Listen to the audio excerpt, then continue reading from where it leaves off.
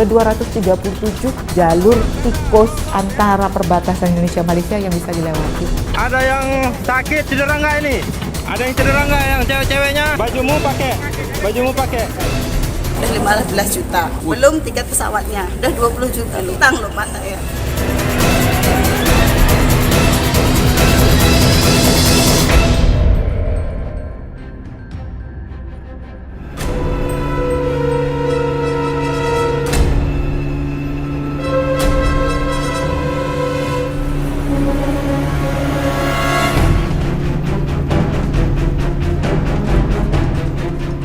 Beginilah suasana saat Direktorat Pol Airut Polda Sumatera Utara dan TNI Angkatan Laut menggagalkan upaya penyelundupan calon pekerja migran ilegal.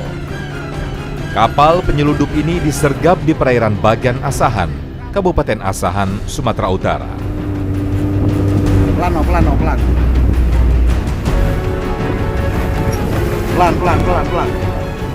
Sejumlah pekerja imigran ilegal ditemukan di kapal yang tanpa kelebihan penumpang ini. Awas tangan aja, tangan. Awas tangan kejepit.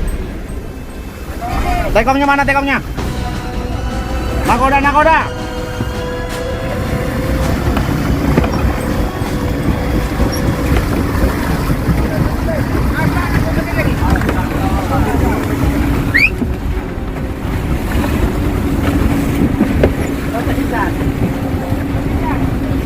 PMI yang akan dibawa ke Jiran, Malaysia. PMI. Dari Tanjung Sarang-Olang, Kabupaten Asahan. Selain puluhan calon pekerja migran ilegal, polisi juga menemukan nahkoda kapal atau kerap disebut tekong. Dari pengungkapan ini, polisi menemukan 86 calon pekerja migran ilegal asal Indonesia yang rencananya akan diberangkatkan menuju negeri jiran Malaysia. Kasat Reskrim Polres Tanjung Balai, Ajun Komisaris Polisi Eri Prasetyo mengatakan, sejumlah PMI tersebut telah membayar hingga jutaan rupiah demi dipekerjakan di Malaysia. Polres Tanjung Balai dan Direktorat Pol Air Polda Sumut berhasil mengamankan 106 orang di dua lokasi terpisah, yaitu di perairan Bagan Asahan sebanyak 86 orang, kemudian Polres Tanjung Balai mengamankan 20 orang di wilayah Dusun Sijambi, Kelurahan Datuk Bandar, yaitu ditemukan 20 orang terdiri dari 13 laki-laki dan 7 perempuan. Mereka rencananya akan diberangkatkan ke Malaysia dengan tidak dilengkapi dokumen yang sah. Angin tak dapat ditangkap, asap tak dapat digenggam. Praktik penyelundupan pekerja migran ilegal pun terbongkar. Pengembangan dari ditangkapnya penyelundupan pekerja migran ilegal di tengah laut, kepolisian bersama TNI Angkatan Darat menemukan tempat yang diduga kuat menjadi penampungan pekerja migran ilegal sebelum diberangkatkan. Satu, jangan berebut. 2, 3, 4. Barang-barangnya bilang jangan. Di lokasi penampungan ini, petugas gabungan menemukan 58 pekerja migran ilegal yang rencananya akan diberangkatkan ke Malaysia. Mereka rencananya itu akan berangkat ke Malaysia, ditampung dulu. Nah, pada saat mereka akan berangkat, dilaksanakanlah penangkapan oleh Kodim 0208 Asahan beserta jajaran dari Polres Asahan. Ini selanjutnya gimana Pak prosesnya Pak? Ya selanjutnya sesuai dengan yang berlaku ya. Kami juga mempunyai tugas pokok dari Kodam 1 Bukit Barisan untuk melaksanakan pertahanan wilayah. Ya, sehingga nanti kita akan melaksanakan data awal. Setelah kami data rampung selesai, baru kami akan serahkan kepada Polres Asahan untuk dilaksanakan tindakan yang selanjutnya. Mimpi para tenaga kerja Indonesia untuk mengadu nasib ke negeri orang dan berharap memiliki penghasilan besar, akhirnya kandas. Menurut salah satu pekerja migran ilegal yang tertangkap, ia terpaksa harus menempuh jalur ilegal karena belum dibukanya jalur resmi. Rencananya mau ke Malaysia, tiba di sini hari Jumat tanggal berapa? Tanggal 27. Tanggal 27. Jadi saya di sini sudah 1 minggu di sini. Di sini di mana, di penampungan itu tadi?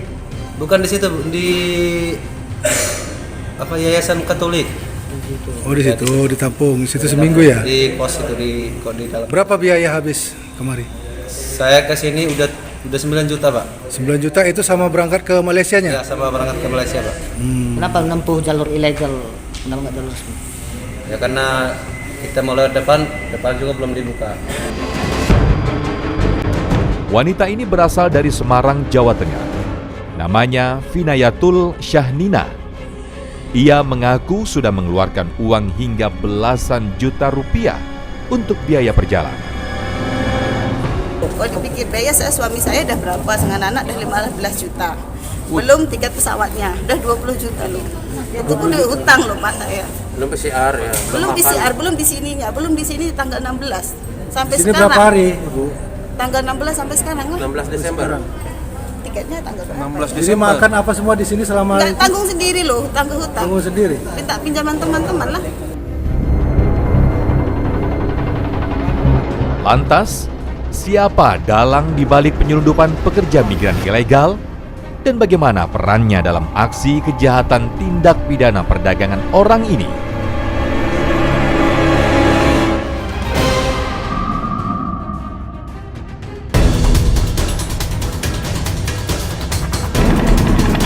Ada 237 jalur tikus antara perbatasan Indonesia Malaysia yang bisa dilewati. Ada yang sakit cedera nggak ini? Ada yang cedera nggak yang cewek-ceweknya? Bajumu pakai. Dah 15 juta. Belum tiket pesawatnya, dah 20 juta loh. Hutang loh Pak saya.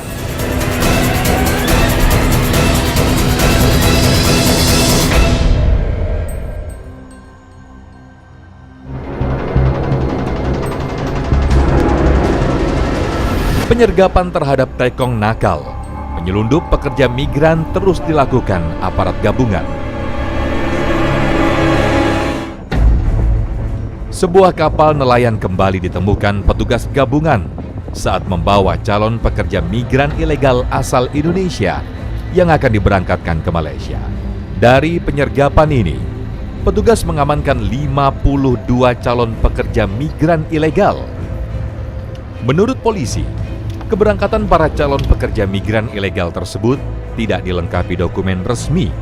Bahkan perjalanan kapal pun tidak dilengkapi dengan dokumen perjalanan. Kami tim gabungan dari Panal Tanjung Balai Asahan dan Polair Polres Asahan menemukan sebuah kapal yang mencurigakan. Kemudian kami melakukan pemeriksaan. Ternyata setelah dilakukan pemeriksaan, seluruh izin-izin yang kita minta itu tidak ada di kapal tersebut, dan ternyata di dalam kapal tersebut terdapat 52 orang yang diduga pekerja migran ilegal yang akan dikirim ke Malaysia. Lalu, siapa dalang di balik maraknya aksi penyelundupan pekerja migran ini? John Margolang dan Yusnani. Keduanya berperan sebagai nahkoda kapal dan perantara. Praktik penyelundupan pekerja migran ilegal ini ternyata sudah lama dilakukan oleh kedua tersangka. Terbongkarnya bisnis penyelundupan pekerja migran ini berawal dari tertangkapnya tekong atau nahkoda kapal. Tersangka tekong ini atas nama inisial J. Kemudian kita lakukan penyelidikan dan pengembangan. Siapa sih pemilik kapal ini?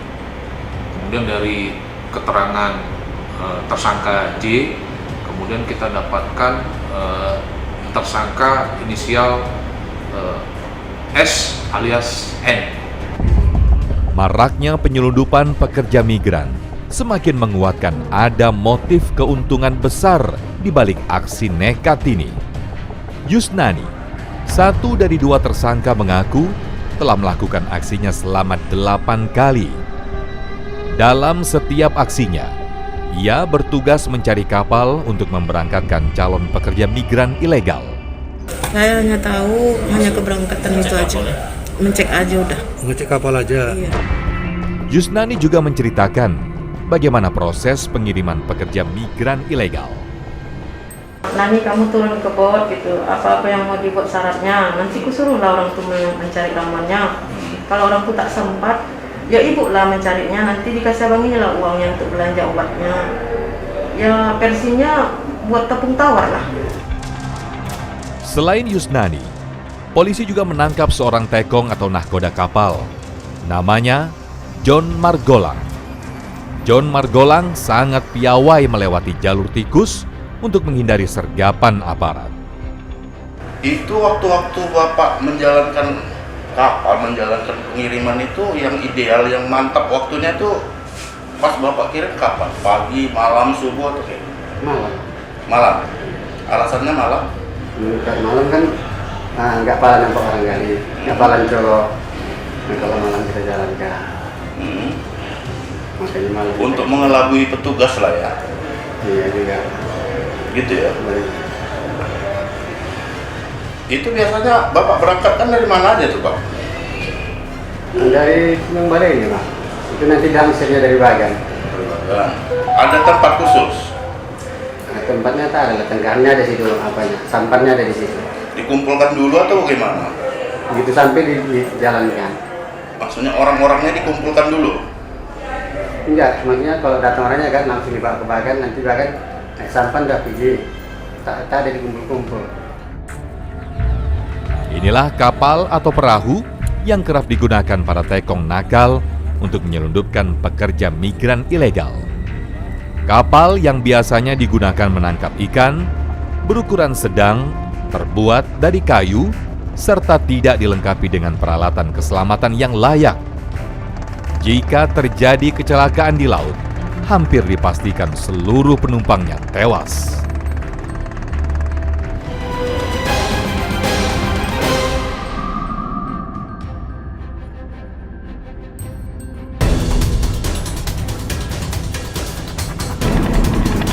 Ada 237 jalur tikus antara perbatasan Indonesia-Malaysia yang bisa dilewati. Ada yang sakit cedera nggak ini? Ada yang cedera nggak yang cewek-ceweknya? Bajumu pakai. Udah 15 juta. Belum tiket pesawatnya, udah 20 juta. Utang loh Pak saya.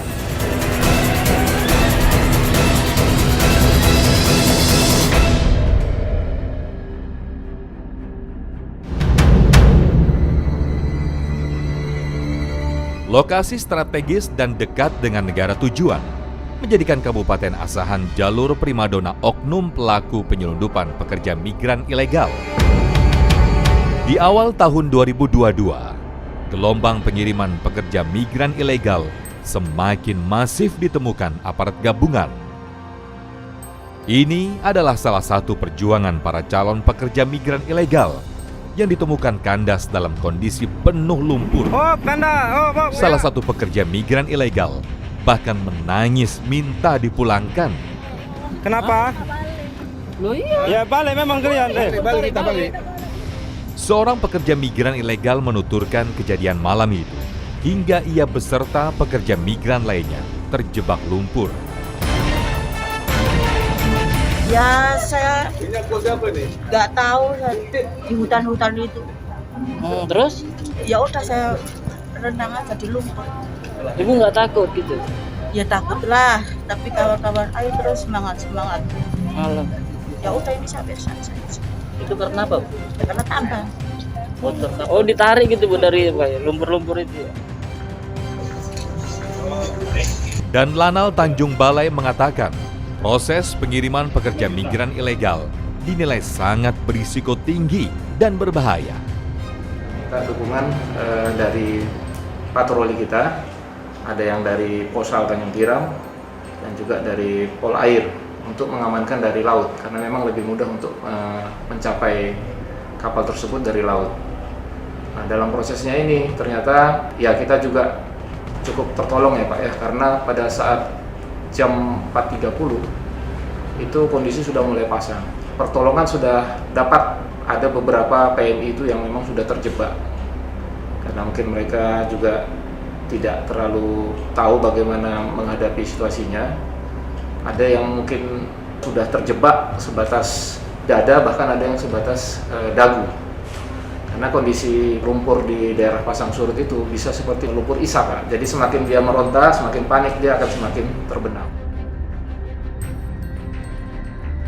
Meningkatnya jumlah pengiriman pekerja migran ilegal juga menjadi catatan Badan Perlindungan Pekerja Migran Indonesia. Berdasarkan hasil pendataan BP2MI Sumatera Utara, di awal tahun 2022, 300 pekerja migran Indonesia telah dicegah berangkat ke Malaysia karena dinilai ilegal. Untuk data kasus pencegahan calon pekerja migran Indonesia korban ya penempatan ilegal sampai dengan tahun 2022, 2021, tahun 2021 dan 2022 itu sampai dengan 796 kalau kita hitung ya dari pendataan yang telah kita lakukan terakhir ini seperti itu. Dan itu apakah terbagi memang itu masuk semua atau masuk dan keluar? Itu masuk dan keluar, baik itu masuk dari perairan Malaysia ya, negara tetangga kita, kemudian juga yang mau keluar ke Malaysia melalui titik perairan di wilayah Provinsi Sumatera Utara. Pelan. Dan apa yang menyebabkan masih tingginya minat pekerja migran asal Indonesia berangkat melalui jalur tikus? Menurut staf khusus Kementerian Tenaga Kerja Dita Indahsari, ada beberapa faktor yang dinilai masih menjadi penyebab maraknya pekerja migran Indonesia berangkat melalui jalur tikus. Pertama, negara penempatan itu memang banyak yang menempatkan TKI kita tuh favorit. Jadi khususnya untuk pekerja domestik, ya rumah tangga, umumnya rata-rata mereka senang dengan TKI kita, dengan CPNI kita. Karena lebih bersih, ya, lebih sopan, sehingga di dalam rumah tangga itu bisa lebih aman. Nah, karena daya tariknya besar, jadi itu anak-anak ini pun melihat ini peluang. Yang kedua, rata-rata pendidikan CPNI kita rendah, SD, SMP. Kalau mereka di Malaysia, mereka bisa dapat gaji 5 juta, di Singapura 5 juta, di Hong Kong, Taiwan 9 juta, 10 juta. Di Indonesia dengan pendidikan serendah itu, SD, SMP, kecil kemungkinan mereka mendapatkan gaji sebesar itu. Dita mengatakan, data dari Kementerian Tenaga Kerja hingga kini jumlah pekerja migran Indonesia ilegal mencapai 4,4 juta dari 9 juta pekerja migran. Dari 9 juta tenaga kerja Indonesia yang ada di luar negeri, yang bekerja di luar negeri, 4,6 jutanya legal, sisanya ilegal. Sekitar 4,4 juta Ilegal. Iya, jadi hampir 50 hampir ya, 45-55. Dan inilah jawaban mengapa pengiriman pekerja migran ilegal marak terjadi. Ada 237 jalur tikus antara perbatasan Indonesia-Malaysia yang bisa dilewati. Itu yang tikus, belum yang gajah ya, yang maksudnya jalur yang memang besar. Kementerian Tenaga Kerja berharap pekerja migran Indonesia bisa bekerja secara legal dengan mempermudah pengurusan secara online. Sekarang kita permudah dengan semua dokumennya online. Jadi tidak perlu dokumen manual, sekarang semua dokumennya online, perjanjian kerjanya online, anak bisa membaca di smartphone, lalu kalau dia setuju dia tanda tangan, kalau dia nggak setuju ya dia nggak usah tanda tangan, gitu. Jadi tidak perlu harus selalu datang ke Dinas Tenaga Kerja. Jadi kita berusaha mempermudah proses penempatan, termasuk proses pembuatan paspor. Itu dipercepat di imigrasi, jangan lama-lama dan jangan dikenakan biaya yang melebihi yang seharusnya, supaya bahkan kan bisa buat paspor online. Nah, supaya si anak ini tidak merasa jalur prosedural itu memberatkan. Berbagai daya dan upaya dilakukan untuk mencegah kembali terjadinya pengiriman calon pekerja migran secara ilegal. Dan mampukah upaya tersebut menekan penyelundupan pekerja migran?